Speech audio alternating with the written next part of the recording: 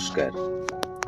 আমার এখনকার নিবেদন সম্পর্ক, এটি একটি সংগৃহীত অনুকথন। সম্পর্কে দিন রাত এক করে সময় দেয়া মানুষটা যদি হুট করে বদলে যায়, তখন নিশ্চিত হয়ে নিন সে দোটানায় ভুগছে। আপনার সাথে সম্পর্ক রাখবে কি রাখবে না তা নিয়ে সে দ্বিধা দ্বন্দ্বে ভুগছে।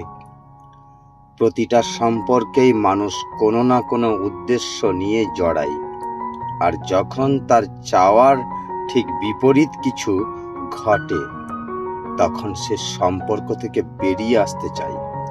আর সম্পর্ক থেকে সহজে বেরিয়ে আসার উপায় হচ্ছে এড়িয়ে চলা।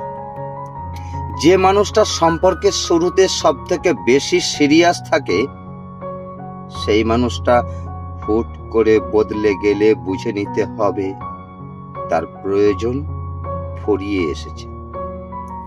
মানুষ এখন প্রয়োজনের সম্পর্কে জড়ায়, তখন সে অনুভূতির মূল্য দেয় না।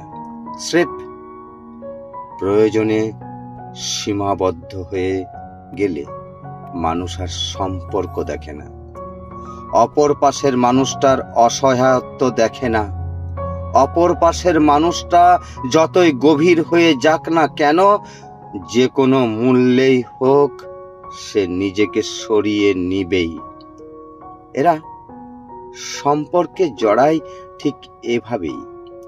নিজের দিকটা ঠিকঠাক সামলে রেখে তারপর এরা সাবধানে পা ফেলে। সম্পর্কে বিচ্ছেদ, প্রতারণা, রাগ, অভিমান যা কিছুই হয়ে যাক না কেন, তাতে তাদের কিচ্ছু যায় আসে না। এরা প্রয়োজনে আসে, আবার প্রয়োজন ফুরালে হাওয়ায় মিশে যায়। এরা মানুষের মনোযোগ, ভালোবাসা, আবেগ, অনুভূতি, বিশ্বাস অর্জন করে, গা ঢাকা দেয়। এরা আসেই ক্ষণিকের ভালো লাগা, মোহ, সাময়িক আনন্দ কিংবা অবসরের বিনোদন নিতে।